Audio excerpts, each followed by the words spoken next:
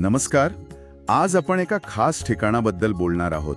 मढी येथील श्री कानिफनाथ मंदिर. हो, नक्कीच.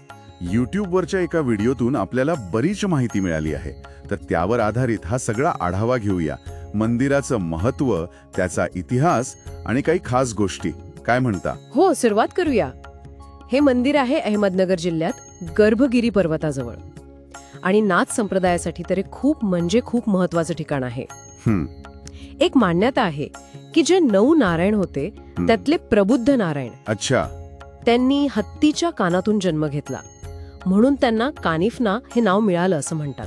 इंटरेस्टिंग. आणि मग ते नाथ संप्रदायाचा प्रसार करत महाराष्ट्रात आले आणि इथे मढी इथे स्थायिक झाले. या मंदिराचा इतिहास पण खूप रंजक आहे, विशेषतः महाराणी येसूबाई आणि शाहू महाराजांशी जोडलेला. हो, ती घटना खूप महत्वाची आहे. जेव्हा ते मुघलांच्या कैदेत होते, औरंगजेबाच्या, तेव्हा राणी येसूबाईंनी कानिफनाथांना नवस केला होता म्हणे. हो, केला होता.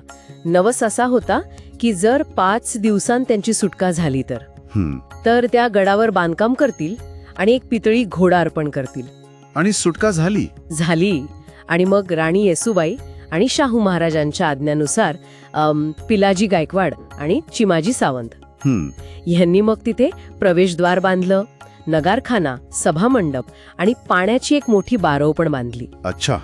इतकंच नाही तर कान्होजी आंग्रे, मराठा आरमाराचे प्रमुख, हो, त्यांनी पितळी घोडा आणि एक नंदादीप जो सतत तेवत राहील असा तो अर्पण केला. म्हणजे राजघराण्यांकडून आणि सरदारांकडून मोठा आश्रय मिळाला या जागेला. अगदी. आणि 17व्या शतकात म्हणजे 1673 मध्ये वैदिक पूजेसाठी सनद म्हणजे एक प्रकारची ऑफिशियल परवानगी दिली गेल्याचे पण उल्लेख आहेत. यावरून त्याचं ऐतिहासिक महत्त्व कळतं आपल्याला. बरोबर. आता मंदिराच्या आत काय आहे? म्हणजे मुख्य गाभारा कसा आहे? मुख्य गाभाऱ्यातनं नाथांची संजीवनी समाधी आहे आणि समोर जो सभामंडप आहे ना, तिथे एका बाजूला नाथांचं गादीघर आहे, म्हणजे जिथे ते विश्रांती घ्यायचे असे मानलं जातं. आणि तिथेच एक ओंकार कुंड पण आहे. ओके. आणि तिथेच विष्णू मंदिर पण आहे ना? हो, पूर्वेला. तिथली मूर्ती बरीच दुर्मिळ मानली जाते. आणि परिसरामध्ये अजून काय काय महत्वाचं आहे ना? मंदिराच्या दक्षिणेला त्यांचे गुरुबंधू मच्छिंद्रनाथ त्यांचं मंदिर आहे. पश्चिमेला विठ्ठल रखुमाईचं मंदिर आहे. आणि याच विठ्ठल मंदिरातून एका भुयाराकडे रस्ता जातो. भुयार हे जरा गूढ वाटते. आहेच ते तसं. म्हणजे जुन्या काळातलं इंजिनिअरिंग कसं असेल याचं एक उदाहरण आहे ते. आत जाणं थोडं सोपं नाहीये खरं तर. पण आत आहे काय नक्की? आत एक शिवलिंग आहे आणि नंदी आहे आणि तिथे पूर्ण अंधार असतो. पूर्ण? हो. पण गंमत अशी आहे की पश्चिमेला एक छोटी खिडकी आहे आणि बरोबर संध्याकाळी त्या खिडकीतून येणारा प्रकाश थेट पिंडीवर पडतो. काय सांगताय? अद्भुतच आहे हे तर. हो ना.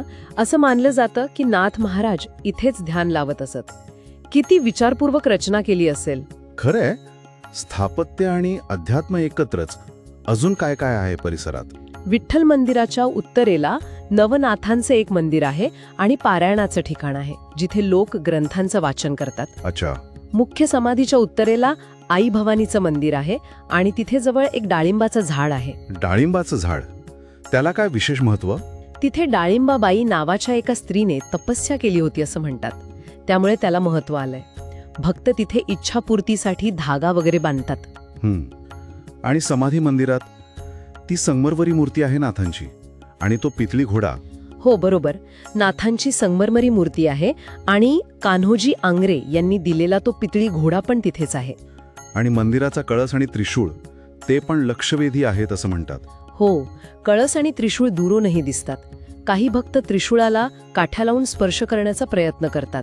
ती पण एक त्यांची श्रद्धाच आहे. इथे जत्रा वगैरे कधी भरते? म्हणजे स्थानिक लोकांसाठी या जागेचं महत्व काय आहे आज? लोक येतात महाराष्ट्राच्या सगळीकडून आणि विशेष म्हणजे 18 पगड जातीचे भक्त इथे येतात. त्यामुळे हे एक सामाजिक सलोख्याचं पण प्रतीक आहे. म्हणजे अनेकांसाठी हे पंढरपूर सारखंच महत्वाचं स्थान असणार. अगदी तसंच मानतात लोक. आणि पाडव्याला पहाटे कावडीने पाणी आणून समाधीला स्नान घालण्याची पण एक जुनी प्रथा आहे तिथे. म्हणजे हे मंदिर फक्त ऐतिहासिक किंवा धार्मिक स्थळ नाहीये तर? नाही, ते स्थापत्य, लोकश्रद्धा, इतिहास या सगळ्यांचं एक प्रतीक आहे. आणि निसर्गरम्यता पण आहेच तिथे. हो, गर्भगिरीच्या पायथ्याशी आहे म्हटल्यावर ते आहेच. इतिहास, श्रद्धा आणि निसर्गाचा एक छान संगम दिसतो इथे. तर आज आपण मढीच्या कानिफनाथ मंदिराचा इतिहास पाहिला, राणी येसूबाईंचा तो नवस, ते रहस्यमय भुयार आणि जत्रेची परंपरा, या सगळ्याबद्दल जाणून घेतलं. यातून एक गोष्ट तर स्पष्ट होते की श्रद्धा आणि इतिहास हे कसे अगदी घट्टपणे जोडलेले आहेत आपल्याकडे.